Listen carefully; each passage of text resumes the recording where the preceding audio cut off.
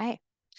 All right. Welcome everyone to the very first mentor-only meeting where we are going to be talking about the art of effective mentorship.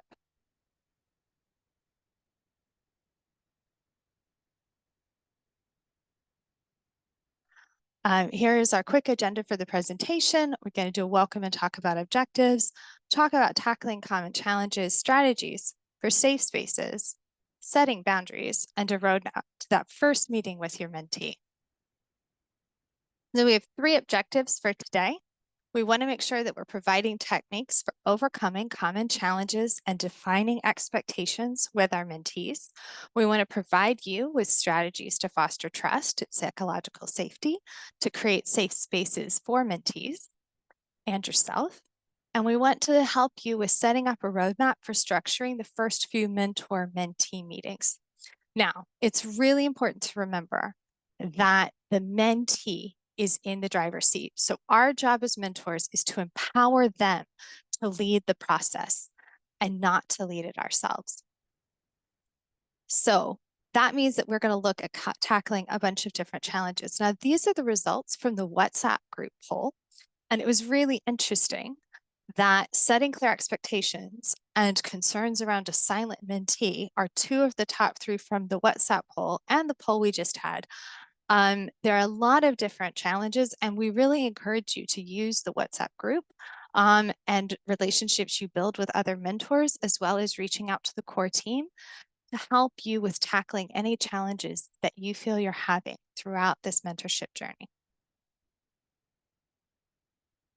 There are some really important strategies for creating safe spaces, and this is where questions and criticisms and concerns are heard and valued, and not just the questions and concerns of the mentee, but also for you as a mentor.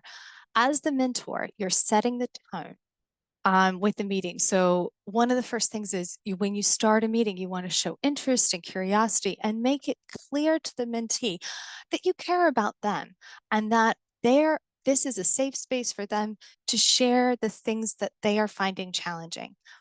You also want to make sure that you are setting up an agreement of confidentiality and that you're both clear about what can and can't be shared in what's being discussed, what's sort of off the record, if you will. And if there's ever a point where you are sharing a personal story and you want to make sure, just be sure to be clear with your mentee what that means and how closely you want that kept between just the 2 of you, or if it's a story you commonly share with others. A lot about setting safe spaces is around setting boundaries and expectations. And sometimes people worry that setting up boundaries is actually limiting safety, but that's not true. It's setting the parameters up for your relationship in a way that everyone knows where they are, what's expected, where they stand, and it actually gives people more confidence. And so you want to make sure that you're aligned in your boundaries and expectations. And I think that everyone recognizes this. And that's why setting clear expectations is one of the most focused on challenges we've had from both of the polls. Another key aspect is active listening. Now, sometimes it's really hard to actively listen, even when you're in the same space as the person. And we recognize that we're doing this mentorship journey for the most part virtually. Very few pairs are able to meet up in person at any point throughout the 6 months. And so you need to sort of set yourself up for success with active listening. Pretend that the person is sitting in front of you and that you've both got a coffee or a hot drink, maybe a glass of water, and that is all there is. Turn off notifications on your phone, silence your phone ringer, don't have other tabs open, don't multitask. If you're in a situation, which I've been in many times, where the bandwidth isn't working and you can't have the video on, maybe both of you can't have the video on. Pretend and act like the person does have their video on, that they can see everything you're doing, and that you look at a space and visualize their face and pretend that the voice that you're hearing is someone that you're talking with and they can see your facial reactions. And that will help you more closely focus on what they're saying and what they're asking for. All of us are coming from different cultures. And one of the things that's really interesting is that the research shows that a lot of our cultural expectations are set by the culture that we grew up in. So even if we've moved on to a different culture and a different location multiple times or just more recently, we need to be aware of the cultural expectations that we grew up with and how they might differ from other cultures and countries and how we can unpack those together. I'll also add that one of the things I find really interesting is from my personal experience in working with people who grew up in one culture but started their careers in another location have very deeply ingrained work expectations around that second culture because that's where they were learning how to be a worker. And so if that is you or your mentee, it's good to be aware that you might actually be needing to unpack multiple cultures each together. And of course, for us to feel safe, we need to know that the person we're in a relationship with is reliable. And so you want to be there for your mentee. If something comes up, if you are going to be late for the meeting, if you have to cancel the meeting for big unforeseen consequences, give them as much notice as you can. Reach out with the communication channels that you've both agreed to in advance around those boundaries and expectations so that they will know and feel that you're reliable and reschedule as soon as you're both able to. So they will, I know there was a strong concern around the silent mentee. The more reliable we are as mentors, the more reliable the mentees will be. And the better the safe space that we create for them, the more they can let us know if they have any quiet concerns or they're struggling with something. Because setting boundaries is such a big part of helping guide our mentee through this process, I just want to reiterate some key points. Now, you can find most of these points in the supplemental documents within Pharr that RWSN and Agenda for Change have already created. So, clear roles and responsibilities are a key part of strong working relationships. Mentors offer support and accountability. Mentors don't find people jobs, do assignments for them, or fix their problems. They support mentees in finding the solution themselves. Mentors don't request unpaid work or pressure mentees to attend events or apply for opportunities or take on volunteer work, okay?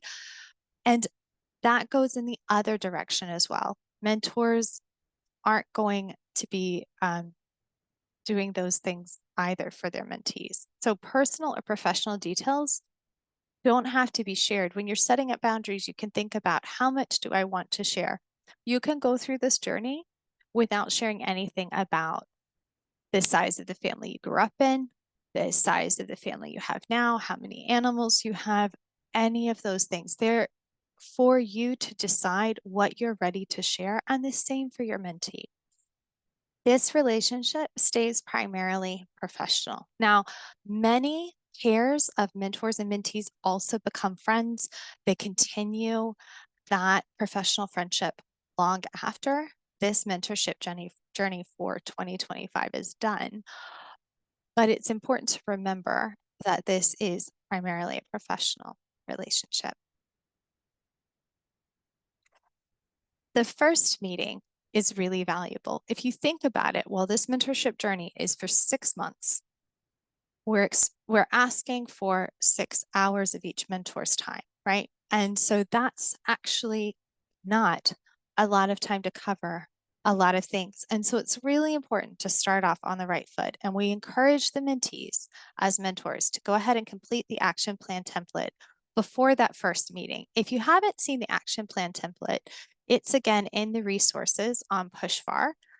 You can find it within the Women in WASH guidelines. It's not just for that. I know there are 3 different tracks within this mentorship program.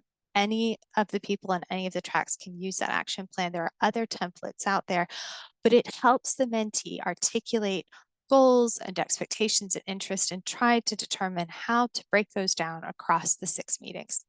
So in the first meeting, your job is to empower mentees to take charge of this mentorship journey. As I said before, they're in the driver's seat. And you can do this by asking a series of questions. You can go through the action plan and try to understand the mentee's goals and expectations and interests.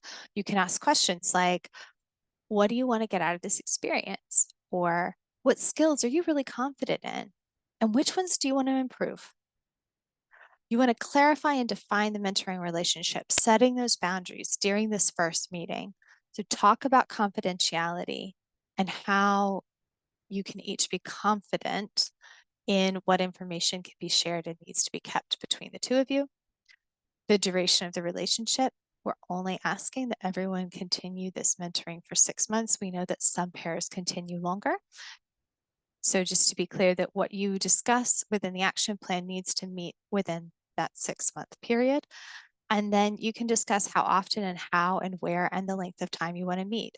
Maybe the two of you decide that what's going to work for you is meeting for half an hour every 2 weeks. Something that's shorter but a bit more regular, depending on what you both want to work on and how you want to work. Preferences for communicating and receiving feedback. So some people will want everything to be on those calls, so they might ask for more frequent, shorter calls. Some people might prefer to largely communicate and give feedback in email form, commenting on documents or drafts. Perhaps that's with a resume or a CV. And just, again, setting up and defining those boundaries so that it's clear from the outset. And then talk about that roadmap for the next 6 months and think about what will meet the mentee's goals and expectations, what can fit, and what isn't going to fit, because you're not going to be able to do everything across these 6 months.